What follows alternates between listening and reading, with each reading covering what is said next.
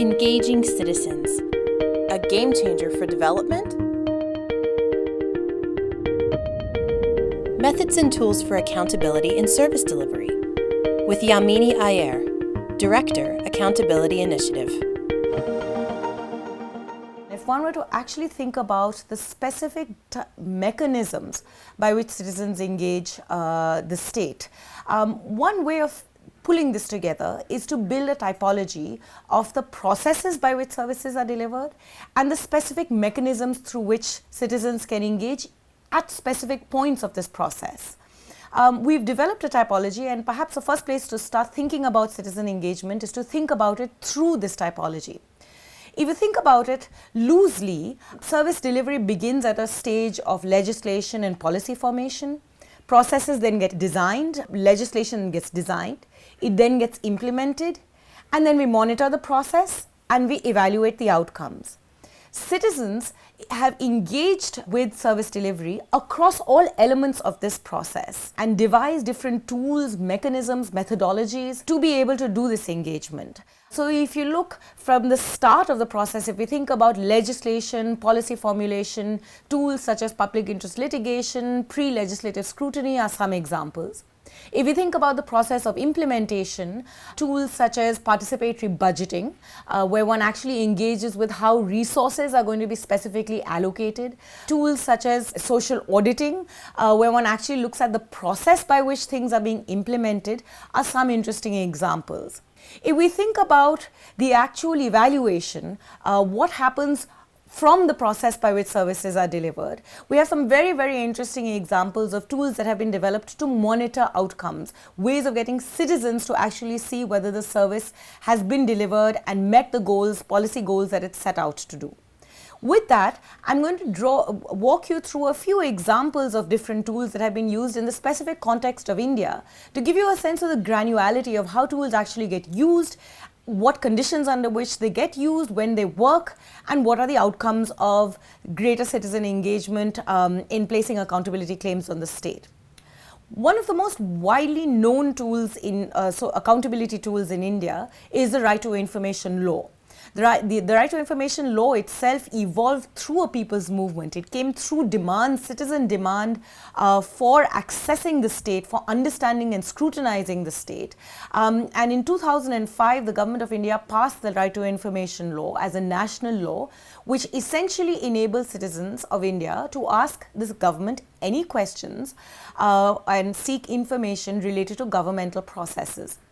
Since its passage, citizens have mobilized together and used this law in myriad different ways.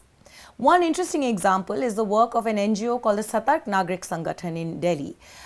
This NGO has been using the Right to Information Law to ask for information of the Delhi's Legislative Assembly, Delhi's elected representatives, to find out what they are doing with money specifically allocated to them for constituency development.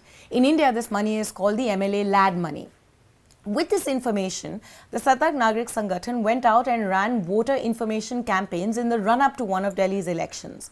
An evaluation was done by MIT's JPAL, which looked at the impact of information around how elected representatives actually use their money, to find that in places where incumbents had used their money and had participated in different service delivery roles that MLAs are expected to participate in, their voter share increased significantly and increased positively.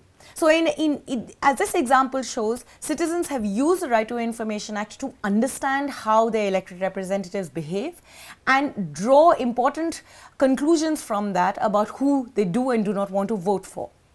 Another interesting example of citizen engagement that has been quite famous in India is social audits. The idea of social audits, in fact, evolved from the Right to Information movement, where what the social audit tries to do is to create spaces for citizens to quite literally use the information that they are accessing from the state to place direct questions and direct demands for accountability on the state. In 2006, the Government of India passed the National Rural Employment Guarantee Act. This is an act that guarantees 100 days of employment, minimum of 100 days of employment, to every rural citizen in India. Embedded in this act was a mandate that all gram panchayats, all local governments in India, rural local governments, would do a mandatory social audit at least once in 6 months. In Andhra Pradesh, a state in the southern part of India, the government took this mandate very, very seriously and developed a very comprehensive process of facilitating and conducting social audits for the National Rural Employment Guarantee Program on every single work site that is public work site that has been created through the National Rural Employment Guarantee Act. So since 2006, nearly 6 rounds of social audits have been conducted. The process of social audits involves citizens accessing information about the various aspects of the implementation of the National Rural Employment Guarantee Act. So this includes information on muster rolls, attendance registers, quantum of payment, details of material costs, processes employed to actually start a work site and run the work site. This information is then cross-verified by people who participated on the work site. So if I have worked on the work site, the social auditor will come and ask me how many days I worked on the work site, how much payment I got, when I received my payment, and cross-verify what I say with the data that is recorded in government documents. Based on this, a public hearing is held. And in this public hearing, all government officials are mandatorily expected to show up for these meetings and respond to findings from the social audit. The findings vary are of a large variety, from delays in payments to actual serious corruption, stealing of wages, inflating of material costs, so on and so forth. And a lot of positive things come out too. Citizens express their happiness when things get implemented well and talk about some of the positive implications of programs like this. Once the public hearing is completed, it is then incumbent on the government to start a grievance redressal process. This grievance redressal process involves actually taking action on issues that have been identified by the social audit process. We have been evaluating the social audit process now very much since it began, and some very, very interesting things have emerged on the impact of this. For one, it has had a significant impact on raising awareness. In a survey that my colleagues and I did in 2008, between 2007 and 2008, we discovered that the social audit can increase citizens' awareness about the details of the program by over 80% across different aspects of these details. It also has a significant impact on the way citizens engage with the state. Usually, especially the poor, engage with the state in a framework of patronage, where you're asking the state to give you things and the state will dispense them based on its own whims and fancies. But in the specific context of the social audit, citizens are asking questions of the state on aspects of what it was supposed to guarantee. And it is obligatory on the state's part to respond to these. So in some senses, it is a space for direct answerability that completely shifts the dynamic, where the state, rather than dispensing patronage, has to actually respond to questions and give explanations for its behavior. So for that very tiny period of time when citizens are social auditors, they actually find themselves in an extremely powerful position and very, very different to the way in which they engage with the state on the day-to-day. However, when it comes to grievance redressal, the process of social auditing in Andhra Pradesh has been somewhat slow. In 2012, my colleagues and I did a survey where we traced the effects of the social audit amongst those who had actually placed complaints and had grievances, and we wanted to try and understand how the redressal system worked. We found that of the 125 wage seekers that had complained during social audit, as many as 112 said that they had no idea what happened to their complaint. So redressal, essential as it is, and we'll talk about that in a minute, has been quite slow despite the fact that the state has pushed the process of social auditing.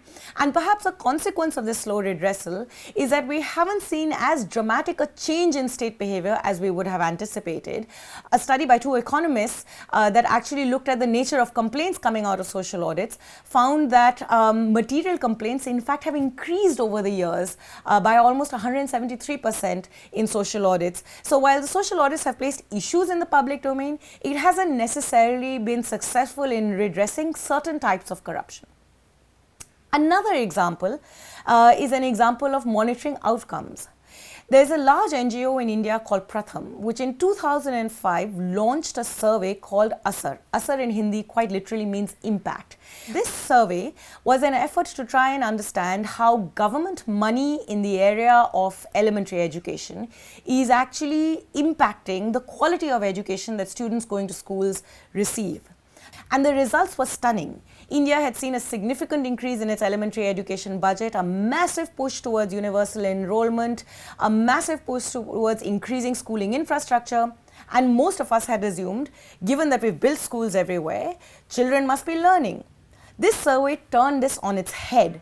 Year after year after year since 2004, citizens of India have been going out to test whether their schools actually do the job that they had set out to do. And we found year after year after year that on average, nearly 50% of children in Standard 5 can barely read a Standard 2 textbook. This is really powerful stuff. And by doing this survey repeatedly, the Asar survey has actually managed to completely change public discourse on how we think about elementary education. In 2012, the government's 5-year plan, the 12th 5-year plan, which lays out the policy framework for India, in fact, for the first time, explicitly recognized the importance of making learning outcomes as an explicit goal of education policy. A consequence in no small measure because of the annual Asar surveys. Thank you.